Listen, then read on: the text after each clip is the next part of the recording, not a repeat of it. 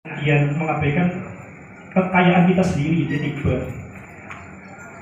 Nah, yang teringat kemudian kata-kata dari Khalifah Umar bin Abdul Aziz, kemudian mengatakan jadi fa'inna ilma la yahliku hatta yakuna sirran, bahwa yang namanya ilmu ini tidak akan hancur, cuma menjadi rahasia. Jadi kalau titik ber itu kita itu gak memelihara, ya titik ber itu gak akan ada yang membahas. Ini makanya saya akan senang sekali, mudah-mudahan Suara Merdeka mendapat keberkahan basmalah ya, dengan ikut memasyarakatkan titik ber.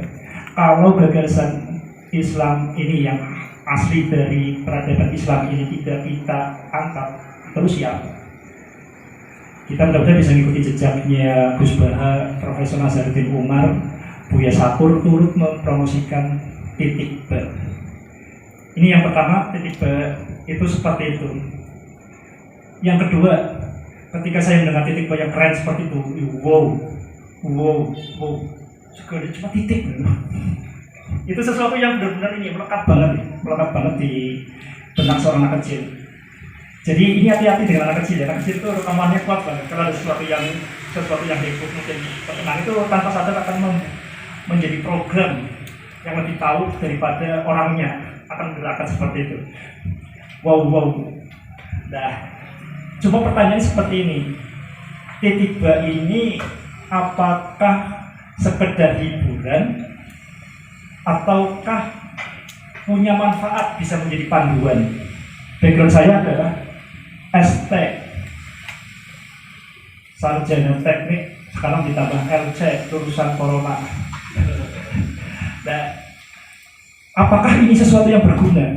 Jadi ini kebanyakan di umat Islam kan agama ini sebagai banyak jadi hiburan. Cerita-cerita itu hanya sebagai hiburan, sebagai bahasanya itu solace, bukan solusi, ketenangan, bukan kemudian menjadi bimbingan yang utuh. Apakah di titik ber ini hanya untuk wow keren, kita hanya sekedar untuk pikir, ataukah titik ber ini bisa memandu berpikir? Apakah titik ber ini hanya metafora? Metafora itu sampai seperti ini. Cinta itu seperti kentut. Saya ingat banget ini kata teman. Ditahan sakit perut, dikeluarkan bikin ribut. Itu satu metafora. Itu kan hanya sastra saja seperti itu. Berikutnya bisa diterapin nggak kalau cinta itu seperti kentut diterapkan, bagaimana kita memahami cinta? Kan enggak. Itu kemudian hanya untuk pencerahan pribadi, tidak memandu berpikir, hanya untuk hiburan. Nah, pertanyaan tadi, cerita yang heboh tentang titik ber tadi, dari ayat munazalah kemudian terangkum dari satu titik, apakah ini metafora ataukah suatu model? Model itu contohnya model pesawat. Kan kita bisa memandu untuk membuat pesawat, model pakai rumah, membantu pembuatan rumah. Atau kalau yang lulus SMA, ini sudah lulus SMA semua belum? Iya. Ini temanya asalnya banyak materi SMA. Misalkan model atom. Model atom, apakah atom itu ada? Ya atom. Tapi dengan model atom ini, semua reaksi kimia itu bisa dijelaskan. Bagaimana model atom ini kemudian memandu para ahli vaksin untuk membuat vaksin. Itu dipandu oleh model atom. Jadi semua reaksi kimia, membuat sabun, membuat plastik, membuat teh, membuat gelas, ini dipandu yang namanya model atom. Karena meyakini bahwa segalanya itu terdiri dari atom. Jadi bukan metafora, bukan untuk hiburan saja. Pertanyaannya tadi sekarang berkaitan dengan titik ber yang begitu dahsyat itu, apakah hanya untuk heboh-hebohan saja? Wow, keren. Sahabat titik ber, dimanapun Anda berada, sahabat Suara Merdeka yang tetap hatinya merdeka, ini pertanyaan yang pengen saya sampaikan ke sahabat semua, dan ini bolak-balik saya sampaikan di Facebook, karena umat Islam itu jual omong kosong. Ini yang sangat menyakitkan kan. Jadi kita ambil contoh misalkan Gus Baha menjelaskan di sini pentingnya bertauhid dengan matematika. Jadi kita bisa melakukan belajar tauhid itu nggak harus kemudian dengan akidah, misalkan tauhid syariat dan sebagainya, tapi bisa bertauhid dengan matematika. Wow, hebat. Masalahnya detail operasionalnya gimana?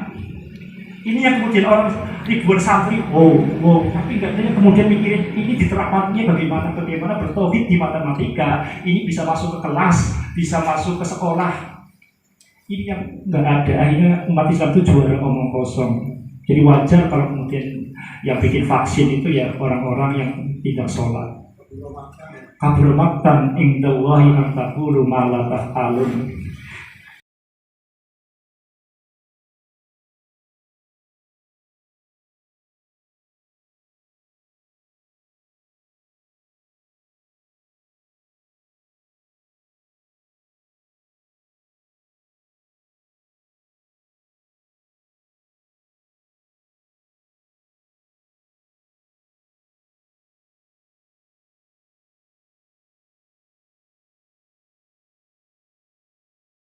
Dan kemudian ini, apakah ucapan ini itu memiliki sanad ke Rasulullah? Ternyata ucapan ini nggak memiliki sanad. Jadi ini ucapan ulama tapi nggak memiliki sanad. Oke, yang kedua ada juga ucapan Nabi Muhammad itu yang jelas-jelas asli Nabi Muhammad, yaitu ini di hadis Bukhari pun ada sahih ya. Sayyidina Nabi Muhammad pernah menyampaikan ke penduduk Madinah ketika melakukan perkawinan kurma. Kata Nabi, ngapain dikawinkan?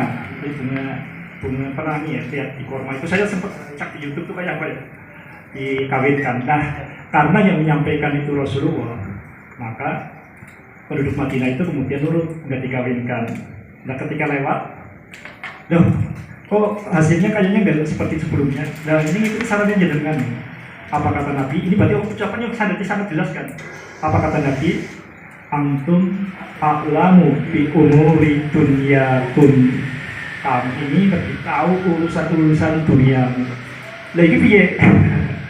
Sama titik dan dimanapun Anda berada. Jadi sana juga sebenarnya tidak cukup, tapi salah satu yang perlu dipertimbangkan. Oke, saya kembali ke sanad. Saya belajar titik itu dari bapak saya. Bapak saya Zainuddin, jadi Ustadz Zainuddin Siddiq. Jadi beliau ketika ngajar Al-Fatihah dan ngajar Safinah, ketika saya kalau pas ngajar Al-Fatihah saya cuma dengerin. Ketika saya kemudian belajar Safinah itu ngajar, itu cerita tentang bahwa yang namanya ayat munazzalah, ayat yang diturunkan dari langit itu ada 104 suhuf, 4 kitab suci. Itu ayat langit. Tapi yang 104 suci ini maknanya majmu'atun, terhimpun di dalam 4 kitab suci, Taurat, Zabur, Injil, dan Al-Quran.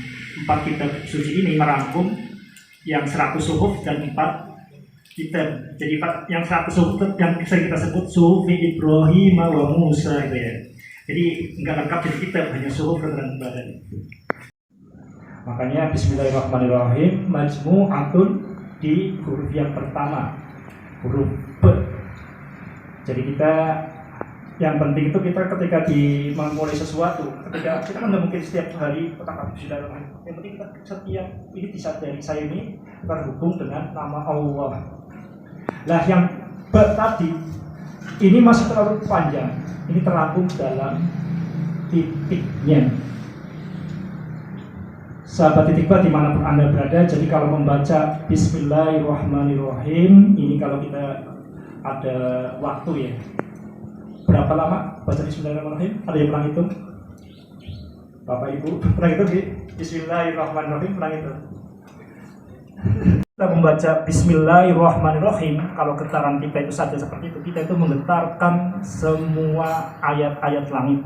Kalau kita bisa membaca Bismillahirrahmanirrahim dengan penuh kesadaran, itu seperti Bismillahnya Nabi Sulaiman.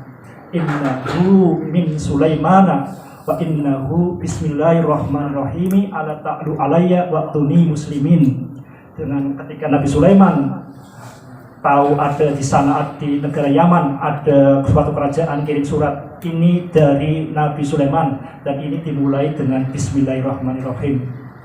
Dan dengan dimulai dengan Bismillahirrahmanirrahim, itu kemudian kita tahu ada keajaiban yang namanya singgasana di Yaman dipindahkan dalam qabla ayat tada ilaika tarfuk, sebelum pelupuk mata itu berkedip. Kalau dilihat pelupuk mata berkedip itu perlu waktu kurang dari 1 detik, 0, detik. Sudah selesai.